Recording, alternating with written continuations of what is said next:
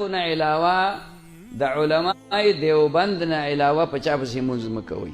بس هغه دیوبند خو په 1867 کې جوړ شوی دی. نو د 1867 د مخکې د خلکو منځونه شوي دي کنه دي چې دا ته خلکو ته څه ګډې وډې وې. د الله نه ته نه یېرېږې ته به الله له څه جواب ورکړې ته چې هغه 13 ورځ باندې په دې شیرګل کې یو مولوي صاحب دی او د شیرګل هغه مولوي صاحب زه پیژنم ښه علمي خاندان سره تعلق دی او ډېر علمي کورنۍ کې پیدا شوی دی. نو چاته تپوس کړی دی والله عالم چې د چا تپوس به ترې کړی چاره په دې فلاني ډله پسې مونځ کېږي او که نه کېږي پسې. نو هغه ورته وایي چې را زمانه خو د فرقو تپوس مه کوئ او ما په تاسو پابندي لګولې ده چې د فرقې نوم مالی. البته خبره داسې ده چې بس مونځ کوئ نو صرف هغه چا پسې کوئ چې هغه دیوبندي او یا حنفي. نو که دیوبندي او حنفي مونځ پسې کوئ او که دیوبندي او حنفي نو مونځ پسې مه کوئ. ډېر زیات د جهالت خبره ورته کړې ده او زه خفه په دې باندې شوم.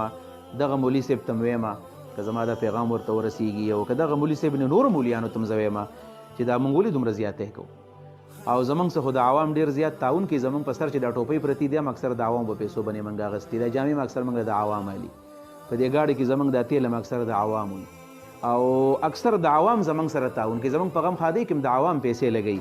وګوره موږ سره دومره خیانت کوو بیا ورته صحیح دین نه وایو. دا خبره په کوم ځای کې راغلې ده چې صرف په دیوبندي پسې او په حنفي پسې مونځ کېږي او په بل چا پسې نه کېږي. په دیوبندي پسې مونځ کېږي او په اهل حدیث پسې مونځ کېږي او ورسره په پنجپیري پسې مونځ کېږي.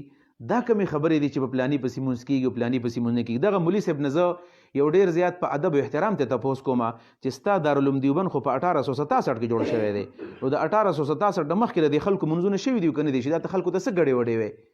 د الله نه ته نه یېرېږې ته به الله له څه جواب ورکړې. ته چې قبر ته لاړ شي او ستا نه فرشتې نکیر منکر تپوسونه کوي چې من ربک ما دینک او من نبیک نو ته به ورته څه وایې چې من نبیک ستا پیغمبر څوک ته به ورته امام یادې که ته به ورته محمد رسول الله یادې.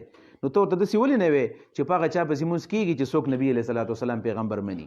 موږ دقه وایو اهل سنت والجماعت چې څوک د نبي علیه صلات وسلام سنت مني او څوک د صحابه کرامو اجماع مني دغې ته اهل سنت والجماعت مسلمان وي. په ده پسې مونځ کېږي که دا د کومې ډلې سره تعلق ساتي که دا بیا اهل حدیث دی او که دا دیوبندی دی او که دا هر څوک دی خو چې دغه مني نو په ده پسې مونځ کېږي.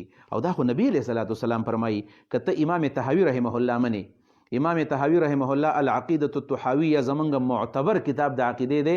په دې مدرسه کې موږ په دې شپږمه درجه کې طالبانو ته پړاوهو زه الحمدلله پړاوهم او په هغې کې تقریبا 105 عقیدې پکې امام طحاوي رحمه الله ذکر کړي. اعلم الناس بمذهب ابي حنیفه دونه مضبوط سړی دی.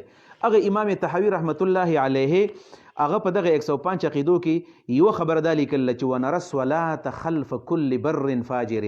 دا عبارت د طحاوي دی چې ونرى الصلاة خلف كل بر فاجر. موږ مونځ کول جایز ګڼو د هر هغه امام شاته که نیک دی او که بد دی. یعنې په ګناهګار امام پسې مونځ کېږي ای ګناهګار. ها ټیک دی چې هغه سړی به امام ګرځي چې هغه ښه تقواداري. خو د مولي صاحب نه مې غټه ګیله په دې رالاله چې ښه سپینه ګیره ده پټکی وهلی دی او چاته د پیغمبر علیه صلات وسلام د یو علمي د میراث د مسلې تپوس کړی. دا خو میراث د نبي علیه صلات وسلام دی او دا جواب ورکړي. دقه مسله ده چې موږ نن خلک کنفیوز کو. خلک موږ نن جماعتونه په خلکو باندې بیل کړل او په یو جماعت کې 2-2 3 جمع کېږي. نو څنګه چې اقبال ویلو چې شکایت ہے مجھے یا رب خداوندان مکتب سے سبق شاهین بچوں کو دیتے ہے خاک بازی کا. دا هم د دې نه ورانه ده. او د عبدالله بن مبارک رحمه الله خبره وبکې زه وکړمه چې هغه یوه خبره کړې ده وایي هل افسد الدین الا الملوک و احبار سوء و رهبانها. وایي دین 3 کسان وران کړی دی. چا الا الملوک بادشاهانو دین وران کړی دی او و احبار سوء او ناکار مولیانو و رهبانها او ناکار پیرانو. دا 3 قسمه خلک دین ته نقصان رسوي. ناکاره پیر ناکاره مولا ناکاره باچا 3 کسان دین ته نقصان رسوي. الله دې موږ د علماء سو د ډلې نه وساتي. لهذا زما دغې مولي صاحب ته هم درخواست چې د خپله فتوا دې واپس واله او دا راشه په دې لایو باندې خلکو ته ووایه د مسله مې غلطه کړې وه او ته که بالفرض ځان ته حنفي وې نو امام ابو حنیفه رحمه الله خو زمونږ امام دی. زه هم حنفي یم الحمدلله زه حنفي یم. امام ابو حنیفه رحمت الله علیه وی چې کله مولي صاحب مسله غلطه بیان کړله نو ګورې دا بیا په توبه نه کېږي چې بس په جومات کې چې الله تعالی ما معاف کو زمانه غلطي شوې ده. نه دا د منبر د پاسه توبه وباسي منبر د پاسه ځکه د مسله خلکو یاده کړې ده دغه مولوي صاحب به متبعیني د به محبیني خلک به سره تعلق ساتي دغه په فتوا باندې به اعتمادي لهذا دی مولوي صاحب ته موږ وایو چې قطعا دا خبرې مه کوه او د عوامو په منځ کې داسې قسم افتراق ما اچوه وایي په هر مولا پسې مونځ کېږي چې مسلمان دی مونځ پسې کېږي او زما خو همدغه فتوا ده چې څوک مسلمان دی لا اله الا الله محمد رسول الله وایي مونځ پسې کېږي که زموږ په تنظیم کې دی او که نه دی مونځ په هغه پسې کېږي